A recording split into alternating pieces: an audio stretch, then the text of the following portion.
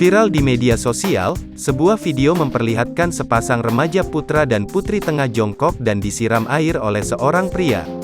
Air tersebut diduga adalah air comberan. Peristiwa itu diketahui terjadi di sebuah pesantren dan sepasang remaja putra dan putri tersebut tengah menerima hukuman karena pacaran. Belum diketahui di mana terjadinya peristiwa tersebut.